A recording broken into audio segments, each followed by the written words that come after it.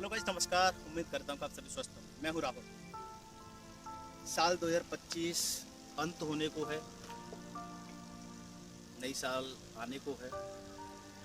इस 2025 में कई सारे विद्यार्थियों को असफलता हाथ लगी होगी, निराशा हाथ लगी होगी, मायूस होंगे और होना भी चाहिए,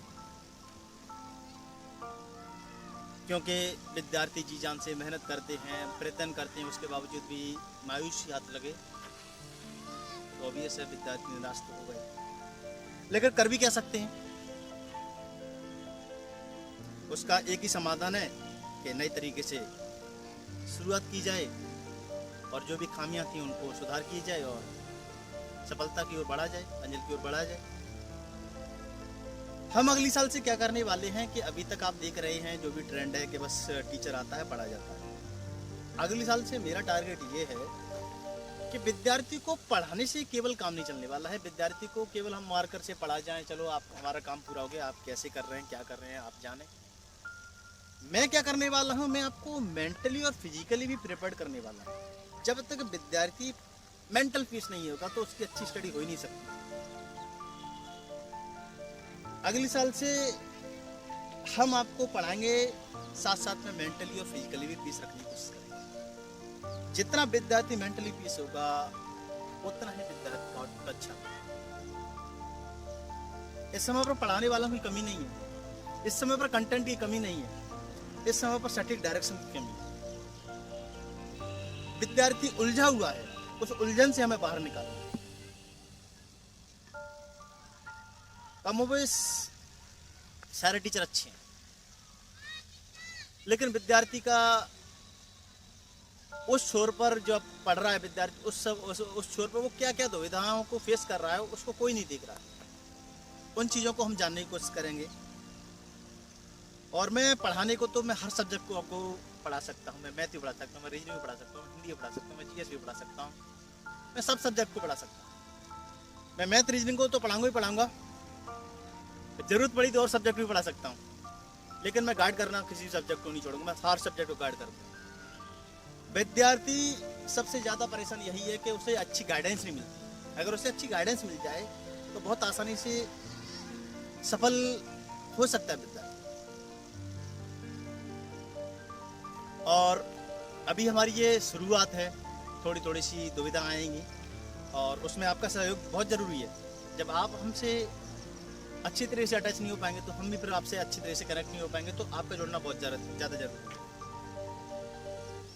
और पढ़ना इतना बड़ा इशू नहीं है, उसको किस तरीके से डिलीवर किया जाए वो ज़्यादा बड़ा इशू है। विद्यार्थी ज़्यादा से ज़्यादा आउटपुट कैसे ले सके वो ज़्यादा ज़रूरी है। इस समय पर यूट्यूब पे कंटेंट की भरमार है, कोई कमी नहीं है, बहुत अच्छा कंटेंट है, लेकिन उसको किस तरीके से उसको ग्रहण करना है इस बात की ज़्यादा प्रॉब्लम है।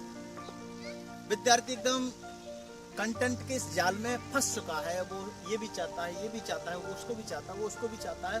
उस चीज़ों से हमें बचाना है। और हम अगली साल से कुछ इस तरीके से प्रिपरेशन करेंगे कि एक विद्यार्थी जब बैंक देता है तो वो साथ साथ में एसएससी भी दे सकता है। हम अगली साल से इस बात को मैं बहुत ज़्यादा फोकस करूंगा कि ये चीज़ नहीं होनी चाहिए, नहीं होनी चाहिए, नहीं होनी चाहिए कि एसएससी का विद्यार्थी बैंक नहीं देगा। मैं कहूँगा कि एसएससी का विद्यार्थी एसएससी देगा, बैंक भी देगा और स्टेट के एग्जाम भी देगा। इस तरीके से हम प्रिपरेशन करेंगे। Math, reasoning, GS, English, Hindi, कोई सब्जेक्ट अलग अलग नहीं होती है। ऐसा अभी तक चल रहा था कि ये इसका मैथ है, ये इसका मैथ है, ये इसकी इंग्लिश है, ये इसकी इंग्लिश है। सभी की सब कुछ सेम होता है लगभग, बस थोड़े से पेपर का जो पैटर्न होता है उसमें थोड़ा सा अलग अलग होता है। तो फिर कैसे ऐसे ना पढ़ा जाए कि सभी पैटर्न को हम एडजस्ट कर सकें, सभी पेपर को दे सकें। इस तरीके से हम पढ़ने की कोशिश करेंगे।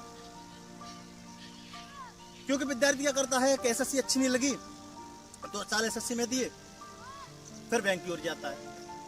जबकि थोड़ा बहुत अंतर है। बैंकिंग में जाओ तो डीआई बहुत अच्छी तरीके से देखने को लगे, जितना अच्छा एग्जाम होगा बैंक का उतनी अच्छी डीआई उसमें होगी, अच्छी तरीके से कैलकुलेशन अच्छी होगी, क्वाड्रेटिक इक्वेशन आती है।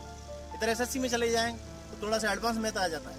तो हम कुछ इस तरीके से बैलेंस करने की कोशिश करेंगे। टाइम जाया जाएगा, थोड़ी सी मुश्किलें आएंगी, लेकिन हम फिर भी ऐसा पढ़ने की कोशिश करेंगे जिससे दोनों पेपरों को दिए जा सके, एसएससी के भी, बैंक के भी। जिससे विद्यार्थी थोड़ा सा एक जॉब स्क्वायर कर लेता है, थोड़ा उसका मेंटल प्रेशर कम हो जाता है। जब जॉब नहीं लगती है विद्यार्थी लाख प्रयत्न करने के बावजूद भी, तो थोड़ा सा विद्यार्थी के ऊपर मेंटल प्रेशर बहुत ज़्यादा आ जाता है। तो उस प्रेशर को भी हम करने की कोशिश करेंगे, और प्रेशर जब भी कम होगा जब हम अच्छे तरीके से प्रिपरेशन करेंगे, और कहीं ना कहीं ऐसे ज़्यादातर एग्जाम देंगे तो कहीं ना कहीं शिफ्ट होने की कोशिश करेंगे। हम केवल ऐसा नहीं एसएससी की चल रही तो एसएससी हम मैथ ऐसा पढ़ेंगे एसएससी भी दे बैंक भी दें, हम मैथ ऐसा इंग्लिश ऐसा पढ़ेंगे एसएससी भी दे बैंक भी दें, हम रीजनिंग ऐसा पढ़ेंगे एसएससी भी दें और बैंक भी दें, हम हिंदी ऐसी पढ़ेंगे एसएससी भी दें बैंक भी दें। अब बैंक किसमें, बैंक में हिंदी कहाँ, कौन सी बैंक में आती है, ग्रामीण बैंक में आती है। बहुत अच्छा एग्जाम होता है। जिनकी भी इंग्लिश कमज़ोर है वो ग्रामीण बैंक को अभी से दिमाग में रखें कि हम बैंक में अगर हमारी इंग्लिश कमज़ोर है तो हम अभी से हिंदी अच्छी करेंगे और ग्रामीण बैंक एग्जाम देंगे। इंग्लिश अच्छी है तो अदर हम जो भी बैंक के एग्जाम है एसएससी का एग्जाम उनको अच्छी तरीके से कर करेंगे। और ऐसा मत सोचा करो कि हम आपको ऐसा मत सोचा करो कि हम आपको जबरदस्ती थोपे आपके ऊपर कोई चीज़। कुछ अपने अंदर से जो कुछ भी है आपका जो भी एक अंदर से आता है कि हमारा ये सब्जेक्ट तो अभी से अच्छा होगा, तो ये सोचा करें कि अपनी अकॉर्डिंग डिसाइड करने की कोशिश करें। इंग्लिश अच्छी होगी तो हम इंग्लिश के जो भी फील्ड है जो भी एग्जाम उनको हम एडेप्ट करने की कोशिश करेंगे, उनको देने की कोशिश करेंगे। हिंदी अच्छी है तो हिंदी वाले एग्जाम देने की कोशिश करेंगे। ऐसा नहीं है किसी टीचर ने कह दिया कि ये सब्जेक्ट अच्छी है तो उसी सब्जेक्ट को हम देने की कोशिश करेंगे। तो ये सारी चीज़ें हैं, इन चीज़ों का भी बहुत ध्यान रखने की कोशिश करनी चाहिए। ऐसा नहीं है किसी ने बोल दिया कि एसएससी के एग्जाम देने तो एसएससी के एग्जाम ही दें। तो समय समय पर हम आपको डिस्कस करते रहेंगे और आपको गाइड करते रहेंगे। ये गाइड करना बहुत ज़्यादा ज़रूरी है। मैं प्रिपरेशन कराने से ज़्यादा फोकस करूँगा कि आपको अच्छी तरीके से गाइड किया जाए। तो चलिए, वीडियो लेंथी हो रहा है, नेक्स्ट वीडियो में कुछ